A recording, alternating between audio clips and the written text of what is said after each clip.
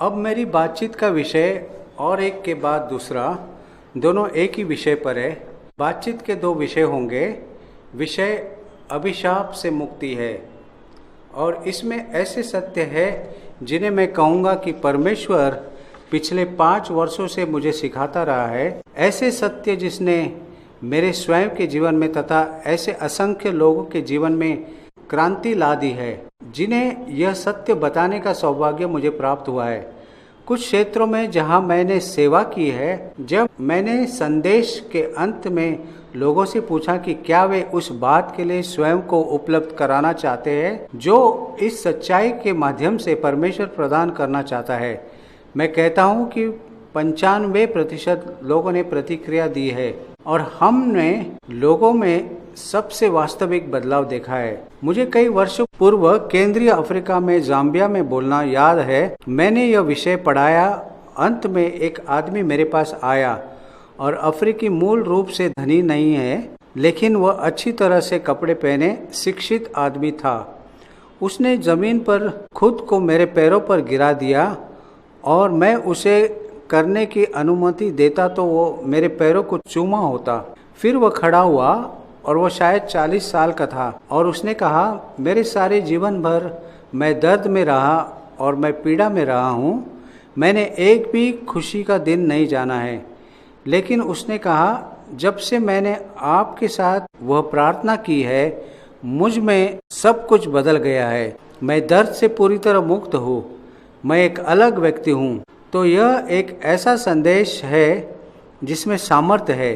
इस संदेश के आधार के रूप में गलातियों 3 अध्याय 13-14 वचन निकालना उचित होगा। मसीह ने जो हमारे लिए श्रापित बना, हमें मोल लेकर व्यवस्था के श्राप से छुड़ाया, क्योंकि लिखा है, जो कोई काट पर लटकाया जाता है वह श्रापित है। यह इसलिए हुआ कि इब्राहिम की आशीष मसीह यीशु में अन्य जातियों तक पहुँचे और हम विश्वास के द्वारा उस आत्मा को प्राप्त करें जिसकी प्रतिज्ञा हुई है। वे पद एक आदान प्रदान प्रकट करते हैं जो तब हुआ जब यीशु क्रूस पर चढ़ाए गए। पुराने नियम में लेव व्यवस्था की पुस्तक में वचन कहता है कि जो काट पर लटकाया जाता है वह श्रापित होता है। तो जब यीशु काट पर लटकाया गया जो कि क्रूस था, तो वह श्राप बना। जो हुआ वह एक ईश्वरीय आदान प्रदान था जो इन पदों में स्पष्ट कहा गया है। यीशु ने अपने ऊपर सारे श्राप को उठा लिया, जिससे हम अभिशाप से छुड़ाए जाएं और आशीष में प्रवेश कर सके, जिसे परमेश्वर ने अपने लोगों के लिए तैयार किया है। तो यह एक बहुत ही सरल व्यवहारिक विनिमय होता है। यीशु अभिशाप बन गया ताकि हम आशीष पा सके। इसे आपके लिए वास्तविक बनाने के लिए मेरे साथ ये कहने में आपको आमंत्रित करता हूँ और मैं चाहता हूँ कि आप अपने हाथों का उपयोग करें। बायां हाथ बुरी बातों के लिए और आपका दायां हाथ अच्छी बातों के लिए।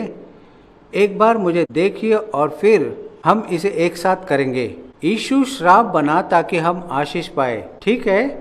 अब याद रखिए, आपका बायां हाथ मेरे दाएं से विपरीत है, तो मेरे द्वारा भ्रमित न हो और अपने पड़ोसी की नाक पर मत मारिए, लेकिन ध्यान से इसे कीजिए।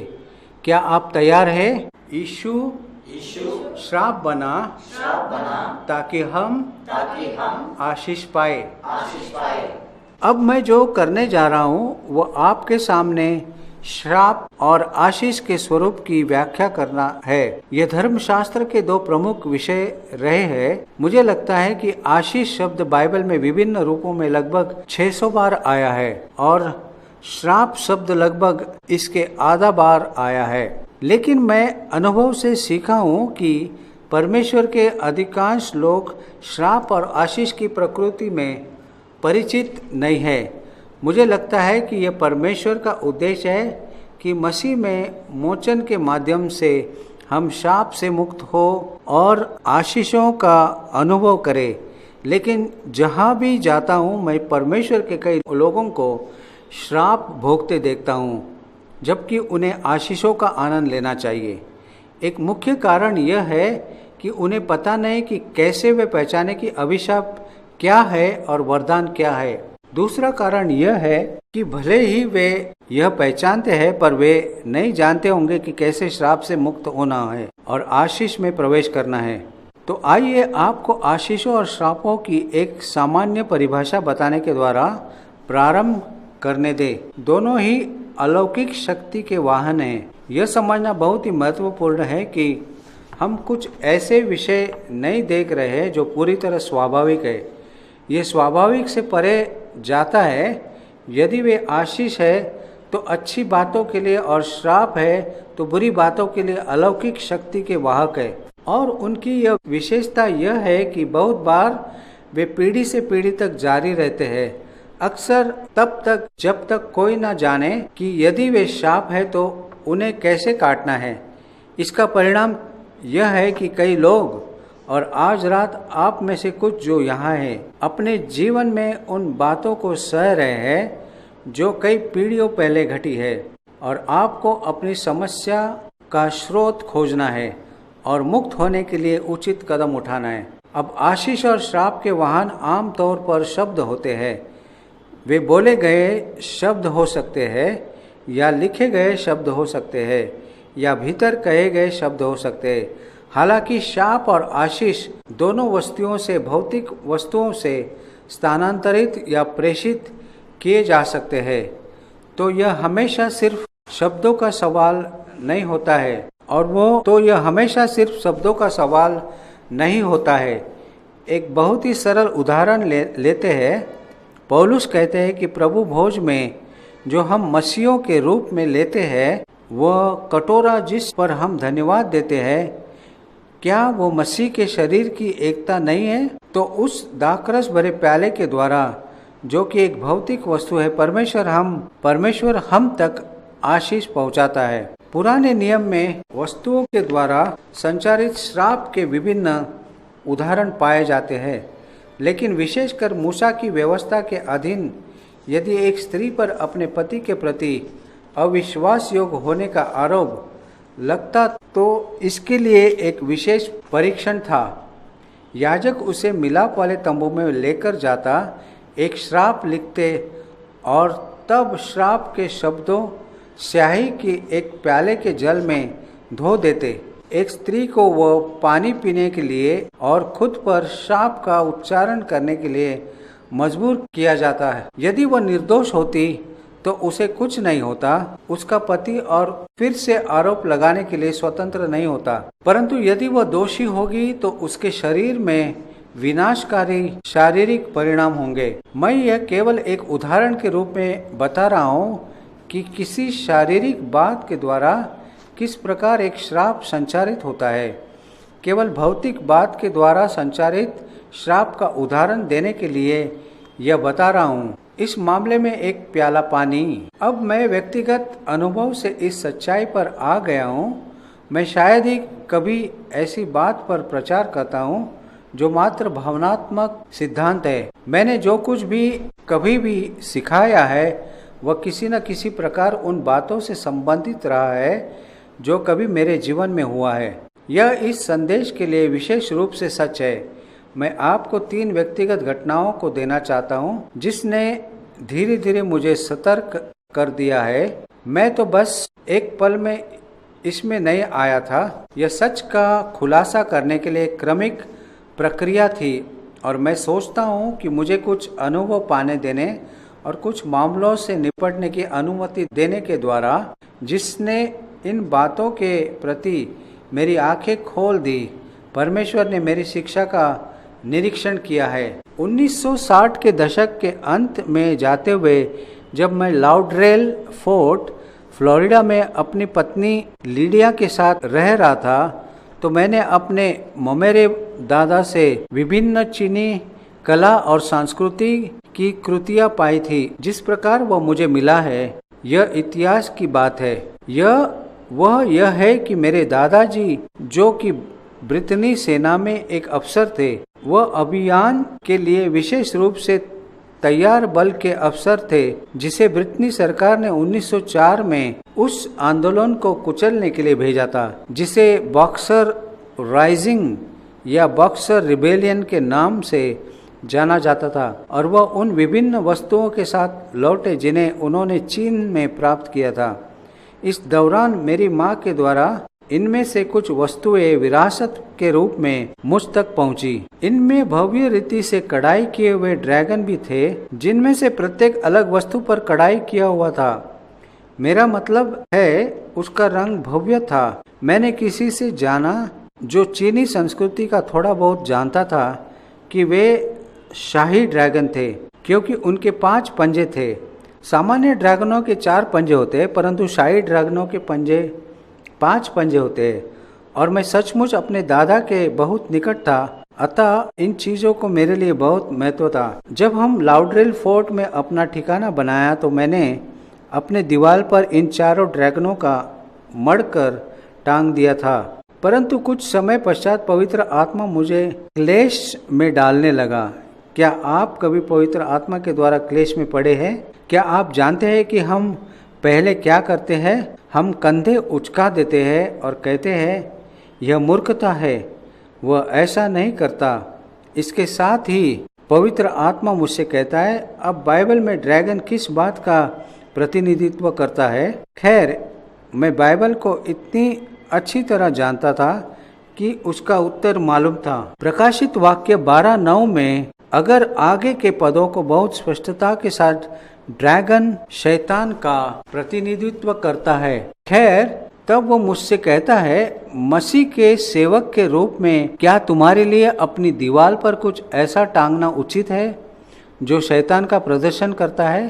खैर, आप जाने, कुछ समय तक मैंने इस बात से संघर्ष किया और मैंने कहा, ठीक है परमेश्वर, आप जीत गए, मैं ड्रैगन से छुटकारा पा लूंगा, और मैंने ऐसा किया। अब मैंने परमेश्वर के प्रति आज्ञाकारिता के अलावा और किसी उद्देश्य से यह नहीं किया, परंतु परिणाम बहुत ही उल्लेखनीय था। उस समय तक मैं आर्थिक रूप से बस गुजर बसर कर रहा था। मैं यात्रा करता और प्रचार करता और मानदेय प्राप्त करता था और वे हमारी आवश्यकताओं को पूरा करते, परंतु हमारे पास अधिक कुछ नहीं था। इसके साथ साथ मेरे परिवार में भी कुछ अजीब बातें हो रही थी। अपनी पत्नी से यह सब बताने में मुझे कठिनाई हो रही थी। तब मेरे माता पिताओं की ओर से मुझे कुछ विरासत देने के लिए ठहराया गया। कुछ संतोषजनक मात्रा में धन और अन्य लोगों में कई गैर जिम्मेदाराना कामों के कारण यह विरासत अनिश्चित समय के लिए रोक दिया गया। मैंने ड्रैगन से छुटकारा पा लिया था, किंतु मैंने यह महसूस करना आरंभ किया कि समृद्धि का मेरा सारा स्तर बदल गया था। मैंने कुछ भी अलग नहीं किया, परंतु मेरे द्वारा कोई अगले वर्ष मेरी आय मेरे द्वारा कोई परिवर्तन किए बिना ही दुगनी हो गई। तब मैंने विरासत प्राप्त किया, यह मुक्त हुआ और मैं और मेरी पहली पत्नी एक घर खरीद सके, जो कि हमारे लिए विश्वास का एक बहुत ही बड़ा कदम था। परंतु हमने बहुत स्पष्टता के साथ महसूस किया कि उस घर को खरीदने के लिए परमेश्वर ने निर्देशित किया था। अब मैं समृद्धि का प्रचार नहीं कर रहा हूँ, क्योंकि मेरा मतलब है मुझे लगता है इसके लिए बहुत सावधानी पूर्वक अर्हता प्राप्त करना चाहिए, परंतु एक उद्देश्य के साथ समृद्धि। हम उस घर में चले गए, 9 वर्ष तक हम उस घर में रहे और जितना हमने उसके लिए खर्च किया था उससे 3 गुना से अधिक दाम में हमने उसे बेच दिया। जो धन हमें प्राप्त हुआ उससे मेरी दूसरी पत्नी रूथ और मैं यरूशलेम में एक घर बना सके, जो कि बहुत ही खर्चीला है। परमेश्वर ने उस घर की बिक्री के द्वारा धन का प्रबंध किया। यह कोई ऐसी बात नहीं थी जिसकी हमने योजना बनाई थी। मैंने जानबूझकर ऐसा कोई उद्देश्य नहीं रखा था, परंतु मैंने जाना कि एक अंधकारमय दुष्ट शक्ति ने उन ड्रैगनों के द्वारा मेरे घर पर आक्रमण किया था, और जब तक उन शक्तियों को बाहर नहीं किया गया और उसे सुलझाया नहीं गया, तब तक मैं अपने जीवन और सेवा के लिए परमेश्वर की योजना की पूर्णता में आगे नहीं बढ़ सका। एक रोचक बात यह थी कि मैं जानता भी नहीं था कि मेरे लिए परमेश्वर क्या रखे हुए है जिससे मैं रोका जा रहा हूँ। मैंने बहुत से लोगों को जीवनों में यह सब सच है देखा है। जब लोग श्राप से व्यवहार करते हैं तो वे नहीं जानते हैं कि श्राप से छूटने पर वह कैसे होंगे। वे इसकी कल्पना नहीं कर सकते हैं। खैर, तब कुछ बाद में मैं संयुक्त राज्य में एक कलीसिया में, एक प्रेस्बिटेरियन कलीसिया में सेवा कर रहा था, जो कि किसी ऐसे स्थान में स्थित था जिसे वे संयुक्त राज्य का मध्य पश्चिम कहते हैं। मैंने अपना संदेश समाप्त कर दिया था और मैं पुलपिट के पीछे खड़ा था। मुझे नहीं मालूम था कि मैं अगला क्या करने जा रहा हूँ, और मैंने अपनी बाई और सामने की सीट पर एक परिवार को बैठे देखा, पिता, माँ और किशोर वय पुत्री। और जब मैंने उनकी ओर देखा तो मैंने पवित्र आत्मा को यह कहते हुए महसूस किया कि उस परिवार पर एक श्राप है। मैंने उस विषय पर प्रचार नहीं किया था, मैं उस विषय में सोच नहीं रहा था और मैं नहीं जानता था कि इस विषय में क्या करना है। तो मैंने इंतजार किया और यह पुनः स्पष्ट हुआ, उस परिवार पर एक श्राप है। तो मैं पिता के पास गया और मैंने कहा, श्रीमान, मुझे लगता है कि परमेश्वर ने मुझे दिखाया है कि आपके परिवार पर एक श्राप है। क्या आप चाहते हैं कि मैं यीशु के नाम से आपको उस श्राप से मुक्त करूं? मेरे पास सच में कोई अनुभव नहीं था, मैं विश्वास में आगे बढ़ रहा था। उसने तुरंत ही कहा हाँ। बाद में मुझे उससे पता चला कि उसके जीवन में और उसके परिवार में बहुत सी विपत्तियां घट रही थी कि उसने इस बात को मान लिया कि इसका कारण श्राप है। तब मैंने उस परिवार को श्राप से मुक्त करने के लिए जोर से एक छोटी और साधारण सी प्रार्थना की। जब मैंने कहा यीशु के नाम में, तो परिवार के हर सदस्य में एक दृश्य भौतिक प्रतिक्रिया उत्पन्न हुई। यद्यपि मैं उनमें से किसी को नहीं छू रहा था, तब मैं पीछे हटा और तब मैंने ध्यान दिया कि किशोर वह पुत्री का एक पैर तलवे से लेकर जांघ तक एक सांचे में था। तब मैं वापस गया और कहा, क्या आप चाहते हैं कि मैं आपकी पुत्री के पैर की चंगाई के लिए प्रार्थना करूं? उसने तुरंत हाँ कहा, परंतु उसने कहा, आपको जानना चाहिए कि उसने 18 महीने में 3 बार उसी पैर को तोड़ा है। हाँ, और चिकित्सक ने कहा कि वह चंगा नहीं होगा। यदि आज मैं सुनता कि किसी ने अपने उसी पैर को 18 महीने में 3 बार तोड़ दिया है, तो मैं सचमुच संदेह नहीं करता कि शल्य क्रिया में एक श्राप था, परंतु मेरे लिए नया था। मैंने कहा कि मैं इतना कर सकता हूँ कि उसके पैर को अपने हाथ में उठाओ और एक साधारण सी प्रार्थना करो। मैंने यही किया। कुछ सप्ताहों के पश्चात मुझे उस व्यक्ति से मुझे धन्यवाद देने वाला और विशेष रूप से यह कहने वाला पत्र प्राप्त हुआ कि जब वे अपनी पुत्री के साथ पैर का एक्सरे करवाने के लिए क्लिनिक गए तो एक्सरे में बताया गया कि पैर ठीक हो गया था और उसके बाद शीघ्र ही पैर का साँचा निकाल दिया गया। परंतु जब मैंने उस पर मनन किया तो मैंने यह जाना, परमेश्वर ने मुझे उस परिवार पर जो श्राप दिखाया था वह बेटी की पैर की चंगाई में बाधक था। जब तक बाधा नहीं हटाई गई, पैर की चंगाई के लिए की गई प्रार्थना प्रभावी नहीं थी। और यह एक सिद्धांत है जिसे मैंने अब सैकड़ों बार देखा है कि एक परिवार पर या एक व्यक्ति पर श्राप एक अदृश्य बाधा हो सकती है जो कि उन आशीषों को रोकती है जिसे परमेश्वर चाहता है कि उन्हें मिले। मेरे मामले में ड्रैगन के द्वारा यह आर्थिक समृद्धि की आशीष और परमेश्वर की इच्छा को पूरा होने देना था। इस लड़की के मामले में आशीष उसके टूटे हुए पैर की चंगाई थी, परंतु श्राप बाधा थी। इसके पश्चात मैंने इस विषय पर सिखाना प्रारंभ किया और मैंने कुछ टेप बनाए जिसमें मेरे 3 संदेशों की श्रृंखला शामिल है जो श्राप, कारण और समाधान है, और ये प्रसारित होने लगे और मैंने उल्लेखनीय गवाहियों को प्राप्त करना प्रारंभ किया कि न केवल व्यक्तियों के साथ बल्कि पूरी कलीसियाओं के साथ क्या हो रहा था। 3 टेप एक सेट दक्षिण अफ्रीका पहुंच गए और कुछ समय पश्चात मैं और रूथ दक्षिण अफ्रीका में सेवा कर रहे थे।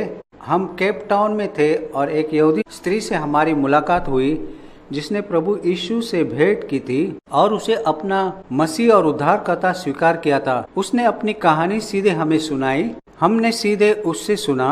वह किसी ऐसे पद पर थी जिसे वे एग्जीक्यूटिव सेक्रेटरी कहते हैं, जो उच्च शिक्षित होते हैं। उसे एक व्यक्ति के साथ अच्छी आय वाली नौकरी मिली थी, जो कि स्वयं की संस्थान की अध्यक्ष थी। कुछ समय पश्चात उसने पाया कि संस्थान के अध्यक्ष और सारे एग्जीक्यूटिव एक महिला गुरु के अधीन अजीब सी गलत शिक्षा के अधीन थे। फिर अधिकारी ने उसे पूछा कि क्या वह उन आशीषों को अंकित कर सकती है जो जिसे महिला गुरु ने उन पर घोषणा की थी। जब इस स्त्री ने उन्हें अंकित करना शुरू किया तो उसने पाया कि वह कुछ और ही है, और जहाँ तक मसीहों की बात थी, आशीष नहीं थी। अतः वह अपने अधिकारियों के पास गई और कहा, मुझे माफ करें, परंतु इन आशीषों का टंकन करने में मुझे स्वतंत्रता महसूस नहीं हो रही है। मेरा अधिकारी अनुग्रहकारी था। उसने कहा, मुझे खेद है, यदि मुझे होता कि यह अपने विवेक के विरुद्ध, यह आपके विवेक के विरुद्ध है, तो मैं आपको यह करने के लिए नहीं कहता। यह इस बात का अंत था। अब हमें अनुमान से कुछ बातों को देना है, परंतु मुझे निश्चय है कि इस महिला गुरु ने इस सचिव के विषय में सुना था कि वह उसकी आशीषों को अंकित नहीं करेगी, और कौन जानता है कि उसने क्या किया है।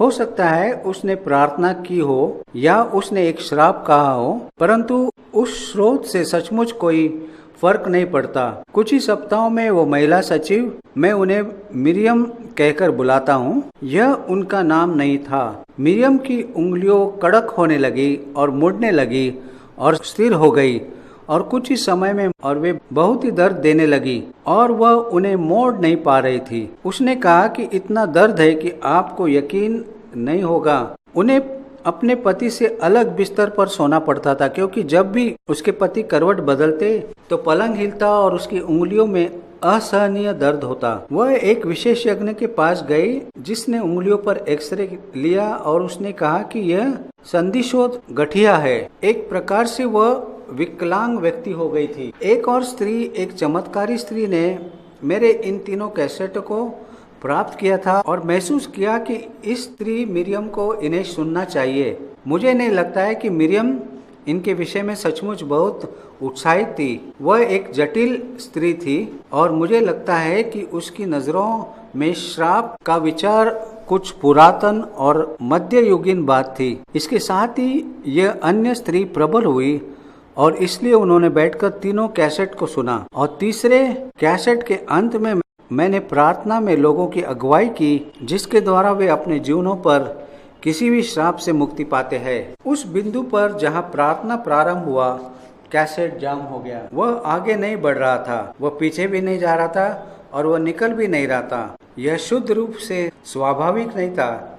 अतः मिरियम ने कहा, खैर, तब मैं प्रार्थना नहीं बोल सकती हूँ। हार नहीं मानने वाली स्त्री ने कहा, अरे नहीं, मेरे पास प्रार्थना लिखित में है, मैं उसे लाऊंगी। अतः उसने मिरियम की इच्छा के विपरीत इस प्रार्थना को पढ़ने के लिए उसे सहमत किया। अब आप 3 मिनट के अंदर उस प्रार्थना को पढ़ सकते हैं। इसमें ज्यादा समय नहीं लगता है। तो कर्तव्य निर्वहन के लिए मिरियम ने प्रार्थना को पढ़ा, और इस समय के बीच उसने प्रार्थना पढ़ना प्रारंभ किया, और जब तक उसने समाप्त किया तो उसकी उंगलियां और हाथ पूरी तरह मुक्त हो चुके थे। संधिशोथ का कोई निशान बाकी नहीं रहा था। वह चिकित्सीय रूप से उन्होंने चंगाई को सुनिश्चित किया। जिस बात पर मैं जोर देना चाहता हूँ वह यह है, वह चंगाई के लिए प्रार्थना नहीं कर रही थी। यह उसके मन में नहीं था। वह अपने आप को बस श्राप से मुक्त कर रही थी, परंतु जब श्राप टूट गया तो बीमारी के लिए और कोई कारण नहीं रहा। अदृश्य बाधा का एक और उदाहरण। अब मैं धर्मशास्त्र में से उन रूपों के बारे में बताना चाहता हूँ जो आशीष और श्राप ग्रहण करते हैं। पुराने नियम में एक विशेष अध्याय है जो विशिष्ट रूप से आशीषों और श्रापों के बारे में बात करता है। आप में से कितने लोग जानते हैं कि वह कौन सा है? व्यवस्था विवरण 28। ठीक, इसमें आशीषों के लिए 14 पद और श्रापों के लिए 54 पद है, और हम समय के कमी के कारण उसमें नहीं जा सकते हैं। परंतु यदि आपको सीखना है तो मैं आपको सलाह देता हूं कि अपनी सुविधा अनुसार उस अध्याय का अध्ययन करें मैंने कई बार इसका अध्ययन किया और मैं अपना सारांश आपको बताने जा रहा हूँ, परंतु कृपया आप स्वयं निर्णय लें कि क्या आप सोचते हैं कि यह सही है या नहीं। यहाँ पर मैं मुख्य आशीषों और मुख्य श्रापों का अपना सारांश बता रहा हूँ। एक तथ्य के रूप में सचमुच वे एक दूसरे से बिल्कुल ही विपरीत है। यहाँ 7 आशीष है। पहला, महिमा का अर्थ ऊपर उठाया जाना। आप फिर से वस्तुओं के अधीन नहीं रहते हैं। दूसरा, एक शब्द जिस पर मुझे दाव लगाना था, पुनरुत्पादकता। मुझे एक भी सामान्य अंग्रेजी शब्द नहीं मिला, परंतु एक व्यक्ति जो परमेश्वर की आशीष में है वह अपने जीवन के हर क्षेत्र में फलदायी होता है। तीसरा, स्वास्थ्य। चौथा, समृद्धि या सफलता। पांचवा, विजय। छठवा, मूसा ने कहा कि तुम पूंछ नहीं सिर ही ठहरोगे। और सातवां, आप ऊपर होंगे न कि नीचे। कुछ वर्षों पूर्व जब मैं इसका अध्ययन कर रहा था तब मैंने प्रभु से पूछा कि सिर और पूंछ में क्या अंतर है। मुझे लगता है कि उसने मुझे एक सरल उत्तर दिया, सिर निर्णय लेता है और पूंछ पीछे चलता रहता है। तो आप कैसे जी रहे हैं? क्या आप निर्णय लेते हैं? क्या आप परिस्थितियों पर नियंत्रण रखते हैं, या आप बस यूं ही परिस्थितियों और ताकतों के द्वारा पूंछ के समान खींचे जाते हैं जिसे आप नहीं समझते हैं और आप नियंत्रित नहीं कर सकते हैं? यदि आप पूंछ है तो यह बहुत संभव है कि आप श्राप के अधीन हो। मैं नहीं कहता हूं कि उनमें से हर एक आशीष इस कारण है, परंतु यह आपके परखने के लिए है। इस क्षेत्र में केवल एक ही विशेषज्ञ है और उसका नाम डेरेक प्रिंस नहीं है, वह पवित्र आत्मा है। वही है जिसे आपको व्यक्तिगत रूप से दिखाना है। मैं सामान्य सत्य का प्रचार कर सकता हूं, परंतु आपको पवित्र आत्मा से विशेष प्रयोग प्राप्त करना है। अब आइए श्रापों पर नजर डालते हैं और वे ठीक विपरीत है। अपमान, पुनरुत्पादन में पराजय या बांझपन। मैं कहता हूं कि मूल रूप से बांझपन हमेशा किसी न किसी प्रकार श्राप से जुड़ा होता है। तीसरा, हर प्रकार की बीमारी। और यदि आप व्यवस्था विवरण 28 पढ़े, मेरा मतलब है जब आप उस सूची में आते हैं तो कोई भी बीमारी ऐसा नहीं है जो छूटा हुआ हो। चौथा, गरीबी या असफलता। पांचवा, पराजय।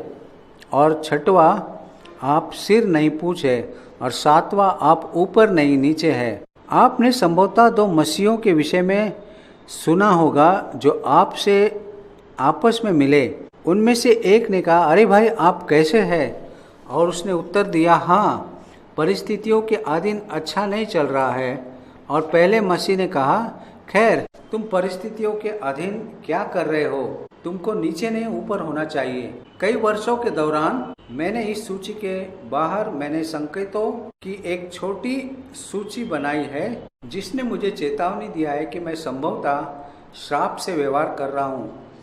मैं केवल संभवतः कहता हूँ और मैंने व्यवस्था विवरण 28 से इसे स्वतंत्रता पूर्वक बनाया, परंतु यह अद्भुत है कि यह सचमुच कैसा निकट है।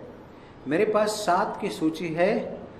मैं यह स्पष्ट कर देना चाहता हूँ कि मैं यह नहीं कर रहा हूँ, और यदि आप में इनमें से एक भी है तो यह पूरी तरह तय है कि आप श्राप के अधीन हैं। आपको संभावना की परीक्षण करनी चाहिए और परमेश्वर को खोजना चाहिए, परंतु यदि आपके पास उनमें से कई है तो आपके साथ इस बात की बड़ी संभावना है कि आप श्राप के अधीन हैं। यहाँ मेरी पहली सूची है। पहला, मानसिक या भावनात्मक गिरावट।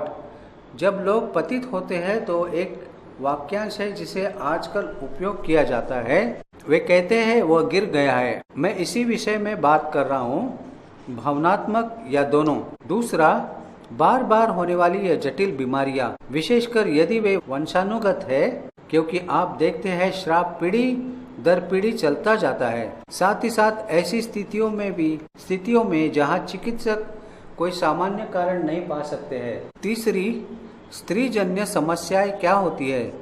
बांझपन, गर्भपात की संभावना, मासिक के साथ समस्याएं। रूथ और मैंने इस प्रकार की कई समस्याओं से निपटे हैं कि जहां कई इस विभाग के प्रार्थना के लिए कोई व्यक्ति आता है, हम इसे श्राप मानकर व्यवहार करते हैं। वास्तव में हम ऐसे स्थान पर पहुंच गए हैं जहां हम सच में अक्सर यह महसूस करते हैं कि बिना पहले ये सिखाए कि सांप से कैसे छुटकारा पाना है, बीमारों की सेवा करने के द्वारा हम अपना समय बर्बाद कर रहे हैं। एक बार हमने स्त्री जन्य समस्याओं से ग्रस्त लोगों को पंक्ति में खड़े होने के लिए कहा और पंक्ति के मध्य एक पुरुष खड़ा था। अतः जब वो आया तब मैंने कहा, आपकी समस्या क्या है? आपको स्त्रीजन्य समस्या कैसे हो सकती है? उसने कहा, मेरी समस्या निराशा है और वह स्त्रीजन्य है। हालांकि मैंने उसके कथन को स्वीकार नहीं किया।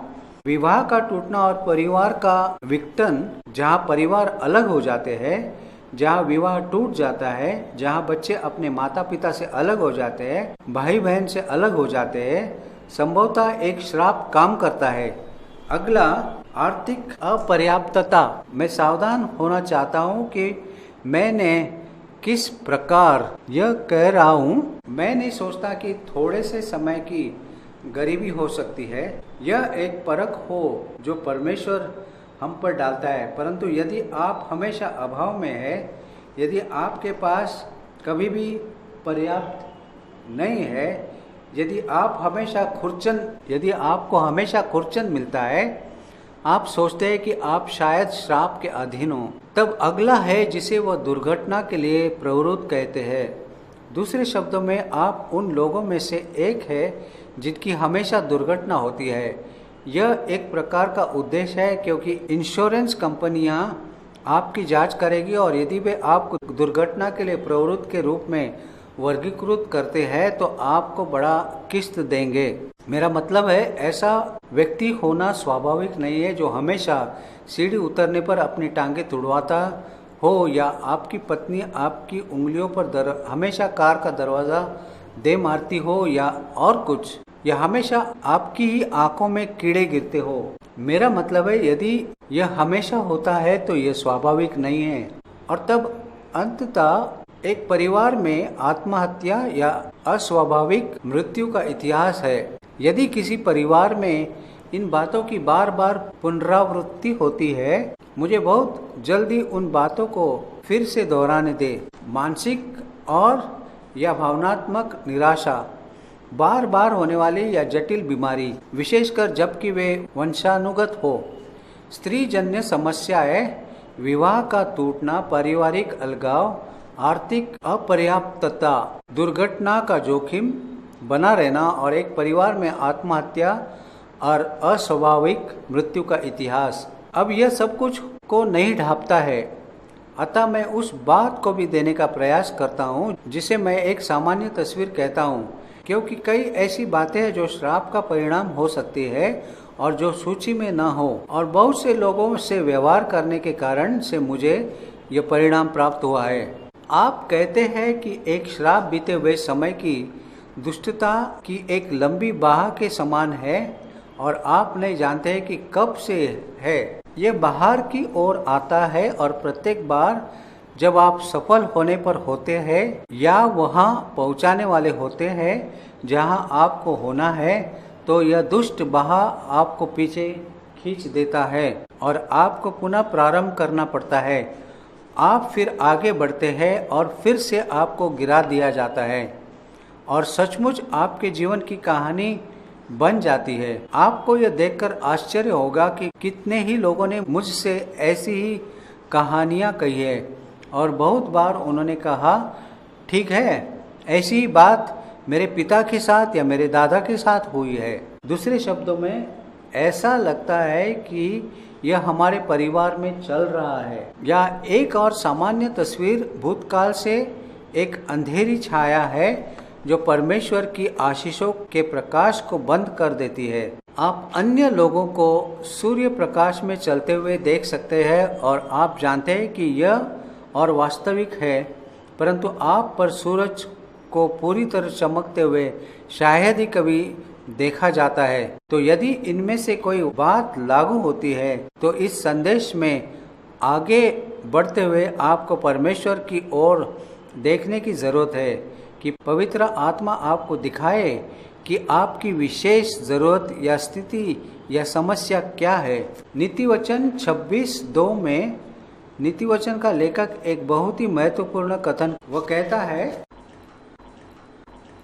जैसे गौरैया घूमते घूमते और सुपा बेनी उड़ते उड़ते नहीं बैठती, वैसे ही व्यर्थ श्राप नहीं पड़ता। दूसरे शब्दों में, यदि श्राप है तो हमेशा एक कारण होगा, कुछ ऐसी बात होगी जिससे यह हुआ। लोगों की सहायता करने में मुझे इतना अनुभव है कि अक्सर यह बहुत सहायक होता है और कभी कभी श्राप को हल करने से पहले कारण ढूंढने में यह अनिवार्य भी होता है। अब मैं कुछ समय श्राप का बाइबल सम्मत कारण बताने जा रहा हूँ। यह एक लंबा विषय होगा, यह वर्तमान सत्र से अगले सत्र तक जाएगा। आइए व्यवस्था विवरण 28 अध्याय पर चले, जिसे मैं आशीष और श्राप दोनों ही का प्राथमिक कारण कहता हूँ, और सौभाग्यवश ये बहुत आसान है। व्यवस्था विवरण 28 अध्याय के पहले 2 पद यह बताते हैं, यदि तू अपने परमेश्वर यहोवा की सब आज्ञाएं जो मैं आज तुझे सुनाता हूँ चौकसी से पूरी करने का चित्त लगाकर उसकी सुने, तो वह तुझे पृथ्वी की सब जातियों में श्रेष्ठ करेगा। फिर अपने परमेश्वर यहोवा की सुनने के कारण ये सब आशीर्वाद तुझ पर पूरे होंगे। यह ऐसा अनुवाद है जो मुझे लगता है कि अधिकांश आधुनिक अनुवादों द्वारा स्वीकार किया जाता है, परंतु पुराना किंग जेम्स अनुवाद कहता है, यदि तुम अपने प्रभु परमेश्वर की आवाज को सावधानी पूर्वक सुनोगे। और इब्रानी में ये वाक्यांश सुनना शब्द को दोहराने के द्वारा गठित किया गया है। यदि आप प्रभु अपने परमेश्वर की आवाज को सुनने पर ध्यान दे, यह प्रभावी है और जो कुछ वो कहता है उसे करे, तो बहुत ही सरल सी बात है कि सारी आशीषों का प्राथमिक कारण परमेश्वर की आवाज को सुनना और जो कुछ वो कहता है उसे करना। अब सारे श्रापों का प्राथमिक कारण इसके ठीक विपरीत है इसी अध्याय के 15वें पद में, परंतु यदि तू अपने परमेश्वर यहोवा की बात न सुने और उसकी सारी आज्ञाओं और विधियों को पालन में जो मैं आज सुनाता हूँ चौकसी नहीं करेगा, तो ये सब श्राप तुझ पर आ पड़ेंगे। तो श्रापों का कारण क्या है? परमेश्वर की आवाज को न सुनना, जो वह कहता है जैसे नहीं करना। तो यहाँ 2 मूल कारण हैं। आशीष का कारण परमेश्वर की आवाज को सुनना, जो वह कहता है उसे करना। श्राप का कारण परमेश्वर की आवाज का ना सुनना, जो वह कहता है उसे न करना। मैं इसी समय आपको बताना चाहता हूँ, यदि हम इस श्रृंखला में बाद में काम करें और आप श्राप से मुक्त होते हैं ताकि आशीष में बने रहे, तो आपको यह शर्त पूरी करनी होगी। आपको परमेश्वर की आवाज सुननी होगी और जो वह कहता है उसे करना होगा। यदि आप न सुनने और न करने की दशा में वापस जाएंगे, तो आप पुनः श्राप के अधीन आने के योग्य होंगे। बाइबल में श्रापों के लिए कई विभिन्न स्रोत और विशिष्ट कारण बताए गए हैं। हमने सामान्य को देखा है और अब हम कुछ विशिष्ट को देखेंगे। श्रापों का पहला स्रोत, और यह आप में से कुछ लोगों को आश्चर्य में डाल सकता है, स्वयं परमेश्वर है। बाइबल में बहुत से श्राप है जिन्हें परमेश्वर स्वयं करता है। संभवतः अनाज्ञाकारी लोगों और राष्ट्रों पर दंड की घोषणा करने का सबसे सामान्य तरीका उन पर श्राप की घोषणा करना है, और जब श्राप अमल में आता है तो यह परमेश्वर के न्याय का परिणाम होता है। क्या आप इस बात को समझते हैं? परमेश्वर आशीष भी देता है और श्राप भी देता है। तो हम सबसे पहले ऐसे श्रापों पर विचार करने जा रहे हैं जो स्वयं परमेश्वर से आते हैं, और एक सर्वोच्च कारण है जिसे निर्गमन 20 अध्याय 3 से 5 वचन में कहा गया है। यह 10 आज्ञाओं का प्रथम भाग है। पढ़ने से पहले मुझे कहने दीजिए कि लोगों के जीवनों में श्रापों का सबसे सामान्य कारण प्रथम 2 आज्ञाओं का तोड़ना है। वास्तव में मैं यह कहने के लिए प्रवृत्त हूँ कि बिना उन आज्ञाओं को तोड़े आप श्राप के अधीन नहीं आ सकते हैं। आप मुझे उन वचनों को पढ़ने दीजिए। अब मुझे उन वचनों को पढ़ने दीजिए। तू मुझे छोड़ दूसरों को ईश्वर करके न मानना, परंतु इब्रानी में अर्थ होता है मेरे अलावा कोई भी। सवाल यह नहीं है कि प्रभु को मुख्य परमेश्वर माने और अन्य देवताओं को भी मानते रहे। वह कहता है, मैं ही परमेश्वर और मुझे छोड़ कोई और ईश्वर नहीं है। अतः सच्चे परमेश्वर के अलावा आपको किसी और ईश्वर को नहीं मानना है। दूसरा यह है जिसे हम मूर्ति पूजा कहते हैं। तू अपने लिए कोई मूर्ति खोद कर न बनाना, न किसी की प्रतिमा बनाना जो आकाश में व पृथ्वी पर व पृथ्वी के जल में है। तू उनको दंडवत न करना और न उनकी उपासना करना, क्योंकि मैं तेरा परमेश्वर यहोवा जलन रखने वाला ईश्वर हूँ। और जो मुझसे बैर रखते हैं उनके बेटों, पोतों और परपोतों को भी पितरों का दंड दिया करता हूँ। श्राप की विशिष्ट खूबियों पर ध्यान दीजिए। ये संभवतः 3 या 4 पीढ़ी तक चलता रहता है। पृथ्वी पर उन लाखों करोड़ों के विषय में सोचिए जिनमें से सभी के पूर्वजों के असंख्य सदियों तक मूर्तियों की उपासना की है। उन श्रापों की गहराइयों के विषय में सोचिए कि जो इसके कारण पड़ी है। दक्षिण पूर्वी एशिया में यात्रा कीजिए। मेरे विचार से यदि आप श्राप के विषय को नहीं हल कर सकते तो दक्षिण पूर्व एशिया में सेवा करना शायद ही लाभदायक होगा, क्योंकि मूल रूप से 95% लोग श्राप के अधीन हैं। यह ऐसा कहना नहीं है कि वहाँ बुरे लोग हैं। मुझे लगता है कि वे अद्भुत लोग हैं, लेकिन आप देखें उनमें भूतकाल की कुछ तो बात होती है। यह देखना बहुत महत्वपूर्ण है कि सच्चे परमेश्वर के अलावा अन्य ईश्वरों के होने में मनोगत अभ्यास को सभी रूप शामिल है। आज शाम मैं मनोगत के सभी संभावित रूपों पर बात नहीं कर सकता हूँ, क्योंकि वे लगभग असंख्य है। परंतु जब कभी आप उन बातों को प्राप्त करने के लिए सच्चे परमेश्वर के अलावा किसी और स्रोत के पास जाते हैं, उन चीजों के लिए जिसे आपको केवल सच्चे परमेश्वर से खोजने की छूट है, तो आप चाहे किसी भी स्रोत पर जा रहे हो, वास्तव में आप अपना ईश्वर बना रहे हैं। तो यदि आप किसी भावी कहने वाले के पास भविष्य के विषय में सूचना पाने के लिए जाते हैं, जिसके विषय में परमेश्वर ने कहा है कि आपको उस माध्यम से प्राप्त नहीं करना है, उस भावी कहने वाले के द्वारा आप उस भावी कहने वाले में काम करने वाली शक्ति को अपना ईश्वर बना रहे हैं। आप उइजा बोर्ड के साथ खेलते हैं। यदि आप मनोगत अनुभवों या गलत शिक्षाओं के सभी प्रकारों में शामिल होते हैं जो बाइबल के सत्य का इनकार करते हैं, उन सारी बातों में आप एक ईश्वर को बना रहे हैं जो सच्चा परमेश्वर नहीं है। तो यह कहना बहुत महत्वपूर्ण है कि प्रथम 2 आज्ञाओं को तोड़ने के लिए जिन श्रापों की घोषणा की गई है, वह सभी प्रकार के मनोगत को अपने में शामिल करता है। अब प्रभु कहता है कि 4थी पीढ़ी तक यदि आप थोड़ा सा अंक गणित का उपयोग करें, 4 पीढ़ियों से पीछे जाए। हम में से सबके 30 पुरखे होते हैं। हम में से कितने निश्चित तौर पर कह सकते हैं कि हम में से किसी की भी 30 पूर्वज मनोगत में कभी शामिल नहीं रही है। शायद हम में से कुछ, मुझे नहीं मालूम, निश्चित ही मैं नहीं कह सकता। आपको इसका एक सामान्य उदाहरण देता हूँ। बहुत वर्ष पूर्व मैं एक विशिष्ट पारिवारिक प्रार्थना सभा में था जो उन दिनों का चलन था। मैंने स्वयं को एक 20 वर्ष के आसपास के युवक के पास पाया। मैंने उससे कहा, मुझे लगता है कि पवित्र आत्मा ने मुझे उभारा। क्या तुमने पवित्र आत्मा पाया? उसने कहा, हाँ, परंतु। और जब कभी एक व्यक्ति उस प्रश्न का उत्तर देता है हाँ परंतु, आप जानते हैं कि वह परंतु क्या है? परंतु मैं अन्य भाषा में बात नहीं करता हूँ।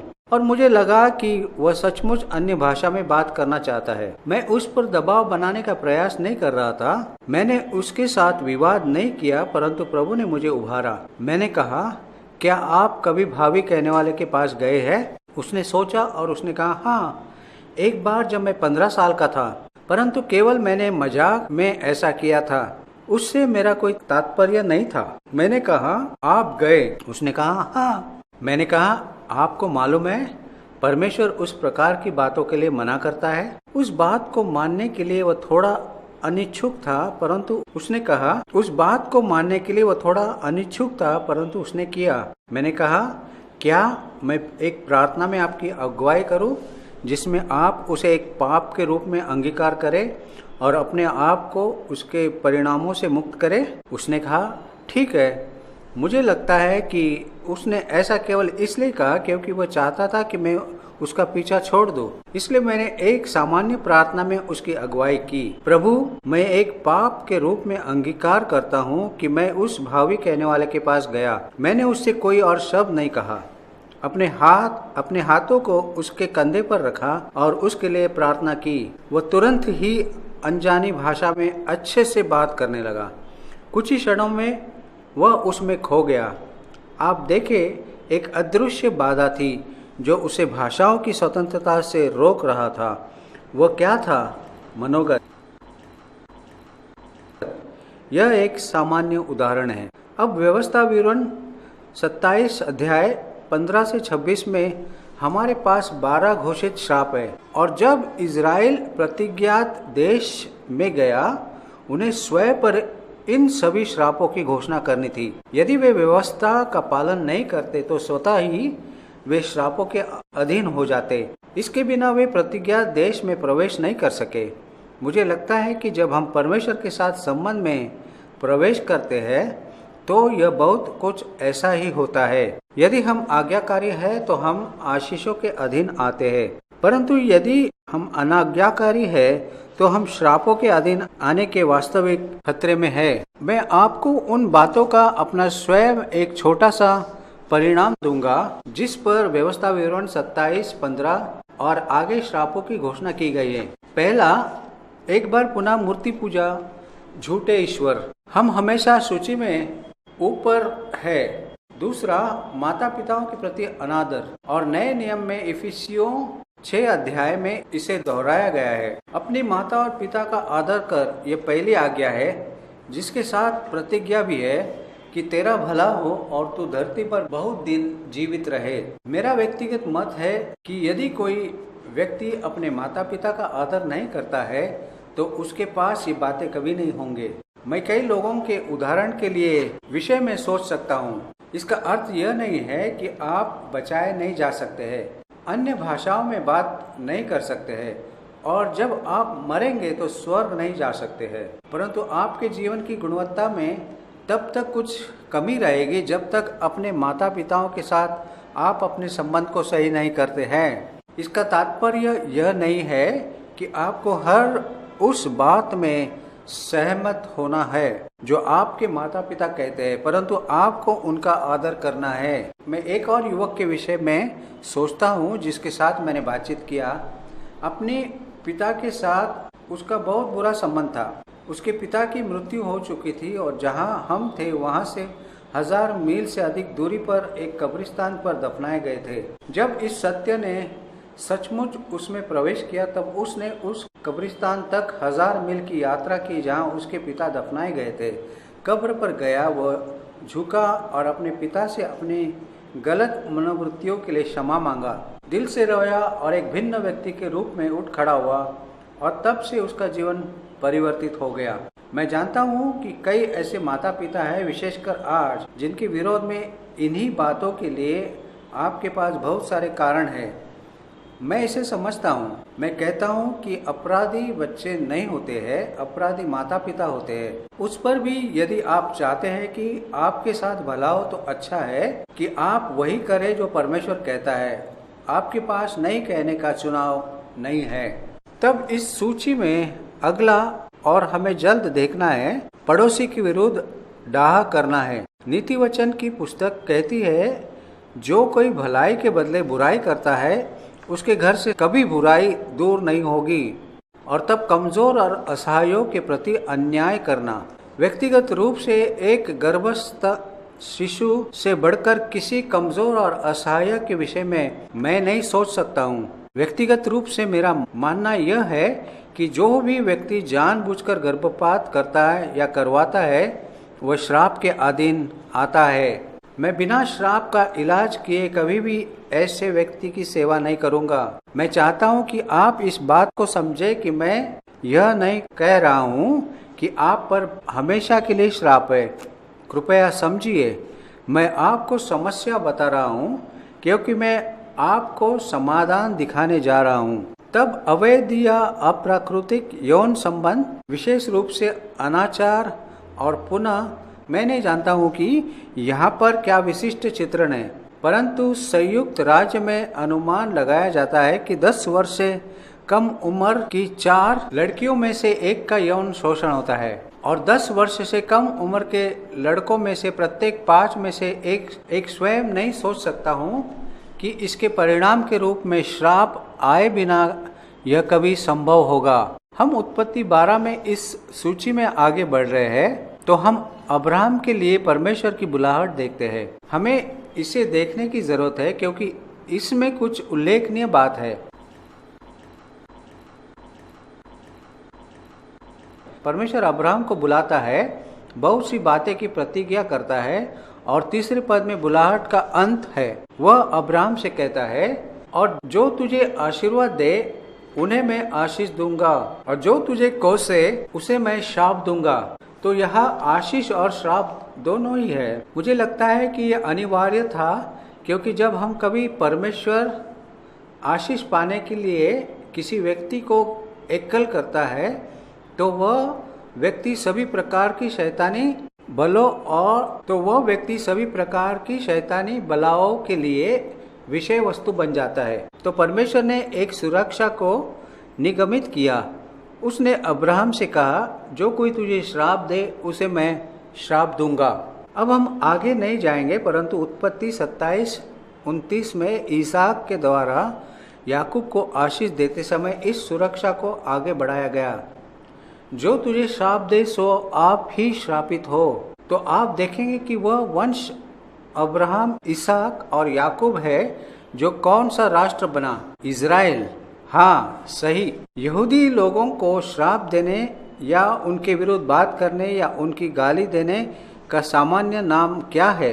यहूदी विरोधी भावना। मेरे व्यक्तिगत विचार में एक व्यक्ति या एक राष्ट्र के लिए यहूदी विरोधी भावना लगभग हमेशा श्राप लेकर आता है। और यदि आप अंतिम 19 सदियों की इतिहास देखें, एक राष्ट्र जो श्राप के अधीन आए क्योंकि उन्होंने यहूदी लोगों को श्राप दिया है। रूत और मेरे एक बहुत अच्छे मित्र है जो कि फलस्तीन वासी हाइफा में जन्मे एक अरबी है जो कि अमेरिकी नागरिक है, जिसका नाटकीय रूप से कुछ वर्षों पूर्व यीशु के साथ मुलाकात हुई थी। मैंने पवित्र आत्मा का बपतिस्मा पाने उनकी अगुवाई की।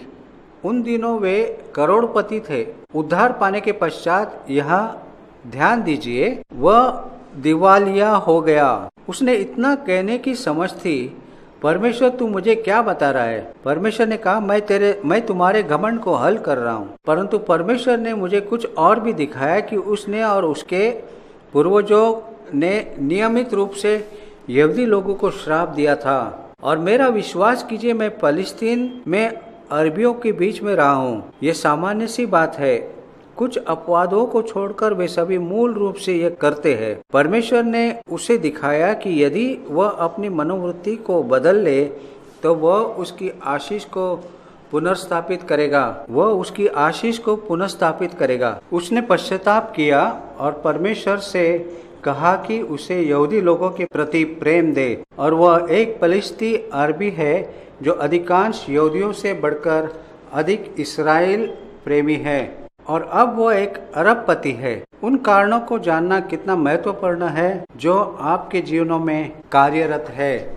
और तब यिर्मयाह की पुस्तक में एक और सबसे महत्वपूर्ण श्राप बताया गया है जो कि थोड़े ही शब्दों में है और मुझे लगता है कि हम अक्सर उसे बिना उनका महत्व दिए उन्हें यूं ही टाल देते हैं। यिर्मयाह 17 अध्याय 5 और 6 वचन। यहोवा यूं कहता है, श्रापित है वो पुरुष जो मनुष्य पर भरोसा रखता है और उसका सहारा लेता है, जिसका मन यहोवा से भटक जाता है। वह निर्जल देश के अधमुए पेड़ के समान होगा और कभी भलाई न देखेगा। वह निर्जल और निर्जन तथा लोनछाई भूमि पर बसेगा। कृपया ध्यान दें कि यह श्राप के अधीन किसी व्यक्ति के विषय में कुछ अच्छा चित्रण है। आशीष सभी जगह पर है, लेकिन वह नमकीन स्थान पर रहता है।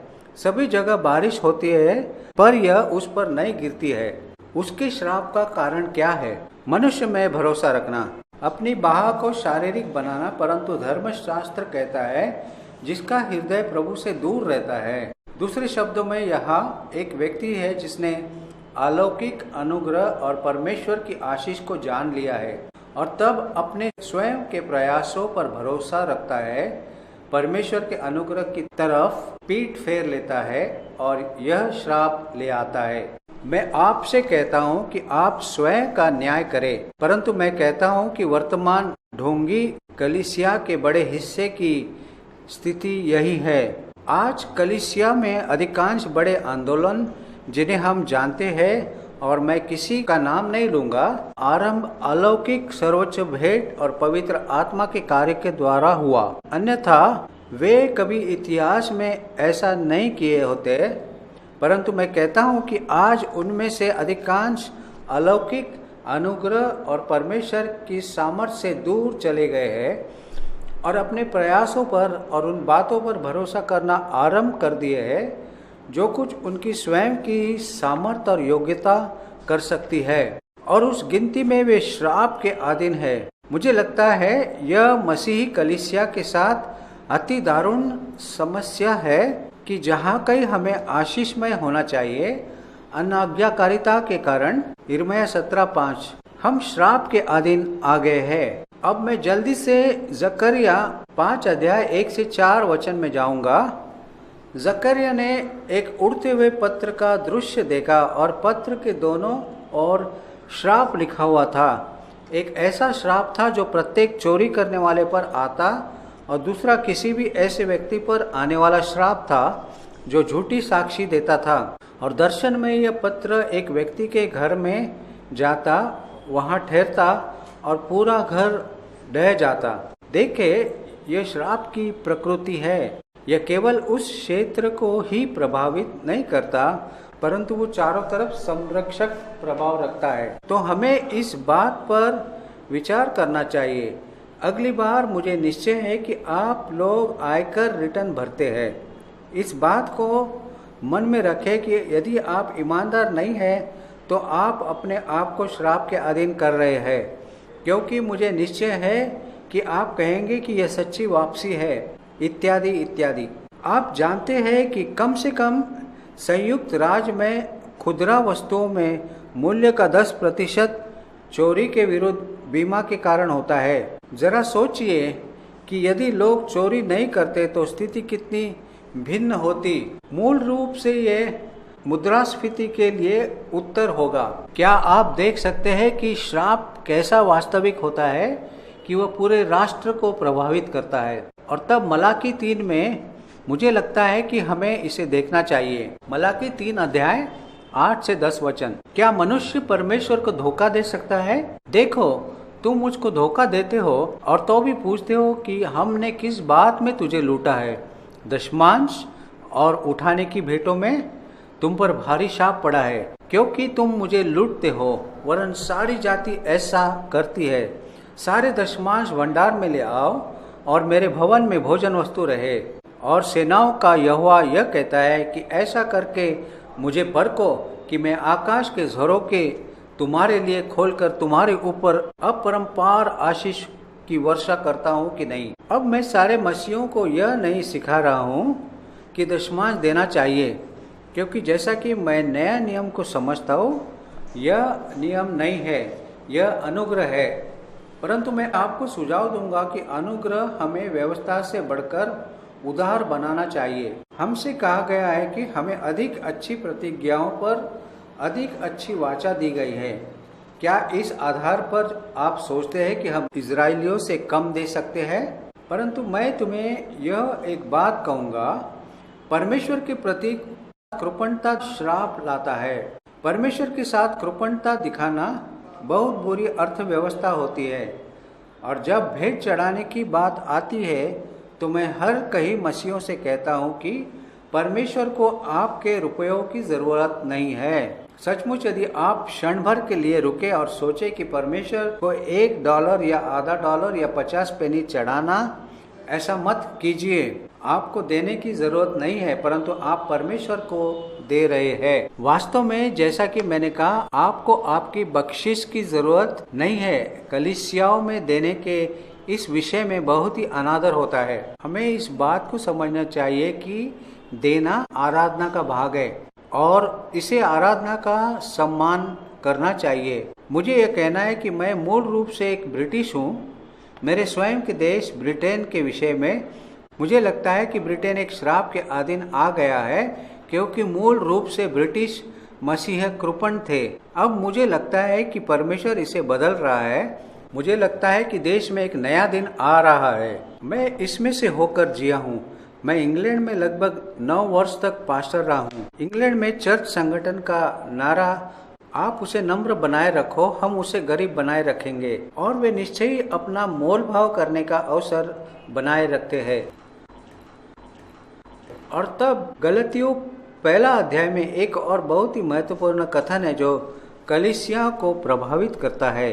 पौलुस सुसमाचार के विषय में बात करता है जो यीशु के द्वारा अलौकिक रूप से उस पर प्रकट किया गया है, और वह गलतियों 1 अध्याय 8 से 9 वचन में कहता है, परंतु यदि हम स्वर्ग से कोई दूत भी उस सुसमाचार को छोड़ जो हमने तुमको सुनाया है, कोई और सुसमाचार तुम्हें सुनाए तो श्रापित हो। जैसा हम पहले कह चुके हैं वैसा ही मैं अब फिर कहता हूँ कि उस सुसमाचार को छोड़ जिससे तुमने ग्रहण किया है, यदि कोई और सुसमाचार सुनाता है तो श्रापित हो। अब मैं क्या मनुष्य को मानता हूँ या परमेश्वर को?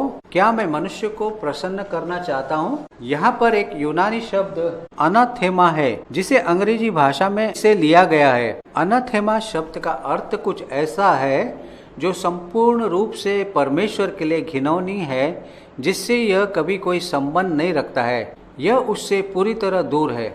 श्राप का कारण क्या है? सुसमाचार के नाम के अधीन कुछ भी ऐसा प्रचार करना जिसमें सुसमाचार का सत्य नहीं है। जब आप यिर्मयाह 17:5 और गलतियों 1:8 से 9 वचन को एक साथ रखते हैं और उन्हें समकालीन कलीसिया में लागू करते हैं, तो मुझे लगता है कि यह अद्भुत होता है कि कोई आशीष बचा नहीं रहता है। और आप मलाकी 3 को जोड़े, श्रापित है वह जो परमेश्वर के प्रति कृपण है। भाई और बहनों, क्या आप जानते हैं कि हमें क्या करने की जरूरत है? हमें पश्चाताप करने की जरूरत है। हमें अपने मार्गों को बदलने की जरूरत है। हमें परमेश्वर को बहुत ही गंभीरता से लेने की जरूरत है। विश्वास के बहुत सारी विभिन्न परिभाषाएं हैं, परंतु मैं आपको एक बहुत ही सामान्य परिभाषा बताऊंगा। परमेश्वर को गंभीरता से लेना ही विश्वास है। बाइबल को गंभीरता से लेना ही विश्वास है। हम इसी विशेष सत्र के अंत में आ पहुंचे हैं। यदि मैं संक्षिप्त रूप से बता सका तो मुझे बताने दीजिए। श्रापों के मुख्य कारणों को सारांश में देखें जिस पर हमने विचार किया है। सबसे पहले झूठे ईश्वर, मूर्ति पूजा और मनोगत, और यह सूची में किसी और बात से सबसे ऊपर है। और तब माता पिताओं के लिए अनादर, पड़ोसी के विरुद्ध विश्वासघात, कमजोर और असहाय के प्रति अन्याय, अवैध या अप्राकृतिक यौन या अनाचार, यहूदी विरोधी भावना, परमेश्वर के अनुग्रह के बजाय शरीर पर भरोसा रखना, चोरी करना या झूठी गवाही देना, परमेश्वर के प्रति कृपणता और सुसमाचार को बिगाड़ना। ऐसे संदेश का प्रचार करना जो सुसमाचार होने का दावा करता है परंतु उसको तोड़ता मरोड़ता है। द्वितीय विश्व युद्ध के दौरान मैं सेना में 5.5 वर्षों तक रहा और मैंने बहुत से उपदेशकों को प्रचार करते सुना। जब मैं सेना में गया तो मैं प्रभु को नहीं जानता था और मैं सुसमाचार नहीं जानता था। सेना में मैंने प्रभु से मुलाकात की। मुझे याद नहीं है कि एक भी उपदेशक ने सुसमाचार का प्रचार किया हो। तो यह एक भयंकर मुद्दा है जिसका सामना हम करते हैं। हमें इस सत्र को समाप्त करना है, परंतु अगले में हम इसे जारी रखेंगे। जहाँ से मैं रुक गया हूँ वहाँ से मैं आगे बढ़ूंगा। मैं श्रापों के अन्य कारणों पर विचार कर रहा हूँगा। तब हम वास्तव में महत्वपूर्ण भाग पर आएंगे जो कि श्राप से कैसी मुक्ति पाना है। तो क्या मैं कहूँ कि आप प्रार्थना के भाव में रहे? इसका यह मतलब नहीं कि आपको अपने पड़ोसी से बात नहीं करना है, परंतु आपके ऊपर जो अभिषेक है उसे जाने न दे, क्योंकि आपके लिए परमेश्वर के पास बहुत कुछ है। आज रात यहाँ बहुत से लोगों के लिए उसके पास बहुत कुछ है। इससे अपने आप को धोखा मत दीजिए। एक ऐसी मनोवृत्ति रखें जो आपको श्राप से मुक्त होने और आशीष प्राप्त करने योग्य बनाती है।